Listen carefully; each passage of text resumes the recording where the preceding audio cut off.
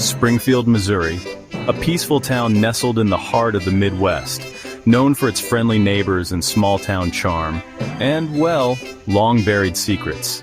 But in the winter of 2010, one chilling confession shattered the calm. It turned a seemingly loving father into the town's darkest nightmare. This is the story of 39-year-old Tom Gallagher, his wife Emily, and their two young children. A picture-perfect family that neighbors described as the kind you'd want living right next door.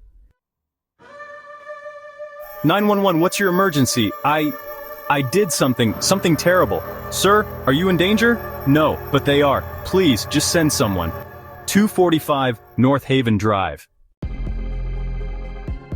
When officers arrived at 245 North Haven Drive, the Gallagher home was eerily quiet. The front door, unlocked. Down the hallway, in the living room, they found Tom Gallagher sitting on the floor, covered in blood, rocking back and forth. Sir, where's your family? Are they safe? I buried them in the woods. I had to. You buried who? Emily, Josh, Haley, I buried all of them. They asked me to do it. The police immediately detained Tom.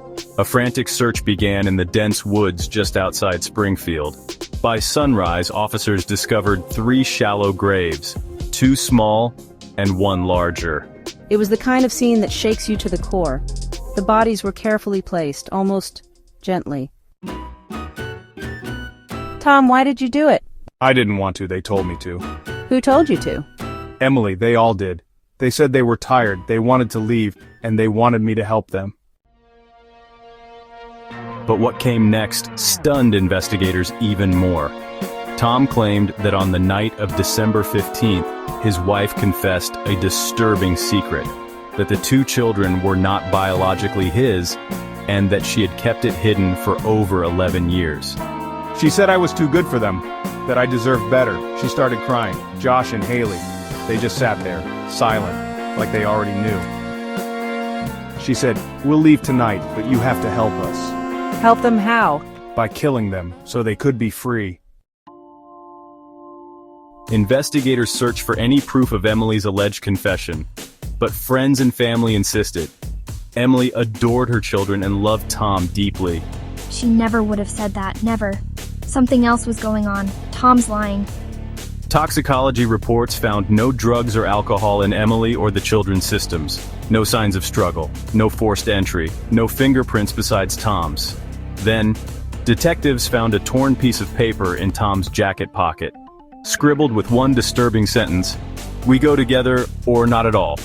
The handwriting Appeared to match Tom's. A psychological assessment revealed that Tom had been suffering from an undiagnosed delusional disorder. But even then, something didn't add up. Tom, did you write that note? I already told you, we wrote it. Tom, Emily couldn't have helped you. She was already... She still talks to me. Gap-2.0s. Neighbor. I heard shouting that night, but I thought it was just the TV. Tom always seemed so normal. Another neighbor. Emily was the sweetest person. She brought cookies every Christmas. I can't believe any of this. Friend Tom called me at 2 a.m. just breathing on the line. I thought it was a prank. Now, I don't know what to think. Voiceover. Detective Brooks sits across from Tom, the cold glare of the interrogation room's fluorescent lights flickering above. The tension is palpable. Detective Brooks. Tom, you said Emily asked you to help her. Can you explain what you mean? Tom, eyes fixed on the table, voice barely above a whisper. She said she couldn't go on. She wanted peace. Detective Brooks leans in, voice steady. Did you ever consider calling for help? Tom shakes his head, a haunted look in his eyes. They wouldn't let me. They said it had to be this way. The silence that follows is deafening. In this room, the line between truth and delusion blurs, and the real story slips further from reach. Voiceover. Gap-2.0s. Forensic analyst. We found a second set of fingerprints on the back door. They don't match anyone in the Gallagher family. Detective, who else was in the house that night? Tom? I don't know. Sometimes I hear voices. Sometimes I see shadows moving, but I'm not crazy, am I? Voiceover. Gap-2.0s. Phone records show a call made from Tom's phone at 3:17 a.m. to an unknown number. The call lasted 47 seconds. The recipient was never identified.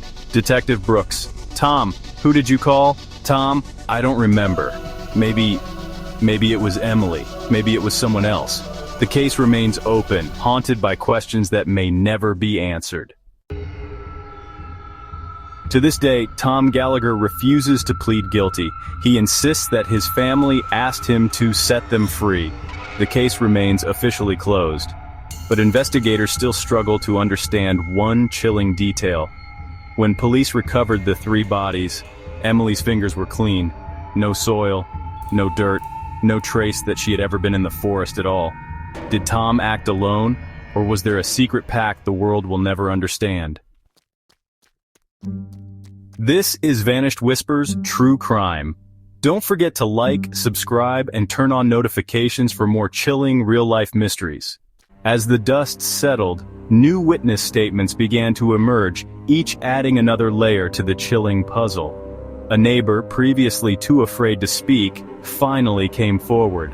Her trembling voice recounted the night she heard muffled cries echoing through the walls, a detail that aligned eerily with the timeline of the 911 call. Police transcripts, released for the first time, revealed hours of tense questioning. In one exchange, the lead detective pressed the prime suspect. "Detective, you said you were asleep, but your phone records place you near the scene. Why?" Suspect: I can't explain. I was scared. I didn't want to be involved. But it was the discovery of a hidden journal that truly cracked the case wide open. Pages filled with confessions, remorse, and an admission of guilt detailed not only the crime but also the years of secrets leading up to it. The journal provided closure for the Gallagher family, answering the final aching question, why? In a final twist, security footage surfaced, showing a second figure fleeing into the night. The police, acting on this new evidence, tracked down the accomplice, someone no one had suspected. The accomplice's confession brought every thread together, revealing a tangled web of desperation, loyalty, and betrayal. With all evidence laid bare, the case finally found its conclusion. The culprits were brought to justice, and the community could begin to heal. The Gallagher family, though forever changed, found a measure of peace in the truth. This is the story of how darkness was brought into the light, because in Vanished Whispers, every secret eventually finds its voice. Just as the community began to settle into the uneasy comfort of closure, a new voice shattered the calm. A previously unknown witness, a maintenance worker from a nearby building, stepped forward. His statement, delivered in a shaky but resolute tone, contradicted everything investigators and the public thought they knew. According to this witness, on the night of the incident, he saw the Gallagher father leaving the house alone, his face obscured by the shadows. The worker claimed he overheard a heated phone conversation. "It's done. They'll never know it was me." Even more startling, he insisted that the father returned hours later, not alone, but accompanied by the very accomplice who had just confessed. The revelation sent shockwaves through both the investigation and the community. If true, the father's role was far more complicated than anyone realized. Was he coerced, or was he the mastermind all along? And what about the journal? Was it a confession, or a carefully constructed alibi? With this new testimony, the case was thrown into uncertainty once again. Detectives reopened old files, re-examined evidence, and questioned motives they thought were clear. The Gallagher family, still reeling from the ordeal, was forced to confront the possibility that the truth was even darker and more elusive than they had ever imagined. As the investigation reignites, one thing becomes clear. In Vanished Whispers, no secret stays buried forever. And sometimes, the answers only lead to more questions. As the case spirals into deeper uncertainty, investigators stumble upon a piece of evidence that no one saw coming. A confidential police transcript buried deep within the department's digital archives. The transcript details a late-night phone call between Tom Gallagher and Detective Hannah Brooks, the very detective leading the investigation. The conversation, tense and coded, hints at more than just professional courtesy. Tom's voice trembles as he asks, "Do they suspect anything?" Hannah's reply is barely above a whisper, "Not yet, but you have to trust me. This stays between us." The exchange continues, references to old debts, shared secrets, and warnings about what could happen if the truth came out. Suddenly, the narrative shifts. Was Detective Brooks truly seeking justice, or was she protecting Tom Gallagher for reasons that went beyond the case? The possibility of a hidden relationship throws every detail into question. Evidence once seen as damning now appears suspiciously convenient. Motives blur, alibis fracture. As the transcript leaks to the press, public trust erodes. The community, already shaken by the revelations, now faces the chilling thought that the investigation itself may have been compromised from the very beginning. Was the pursuit of justice just another performance in a tangled web of loyalty and lies?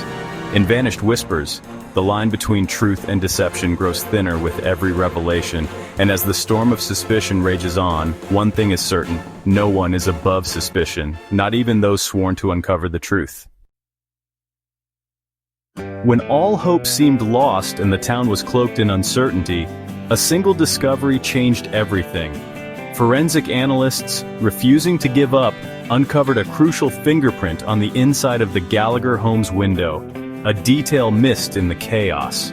The print belonged to neither the Gallaghers nor Detective Brooks, but to someone the investigation had nearly forgotten. It matched an estranged family friend, someone once trusted, now revealed as the missing piece in a puzzle that haunted everyone. As the evidence came to light, the tension that had gripped the town reached its breaking point. Confronted with the truth, the friend broke down, confessing to a desperate act, driven by fear, not hatred, and a misguided attempt to protect those he once loved. The confession unraveled the web of suspicion, freeing the Gallaghers and Detective Brooks from the shadows of doubt and restoring their names. The community, once fractured by fear and suspicion, now faced the difficult task of healing together. The Gallaghers, forever changed, found strength in each other, while Detective Brooks, her integrity restored, stood proud, her faith in justice unbroken. As dawn broke over the town, the darkness that once threatened to consume it was finally dispelled by the truth. The town gathered, not just to celebrate justice, but to support one another, forging new bonds from the ashes of old wounds. The final chapter closes, but the lessons endure. Every secret leaves a mark.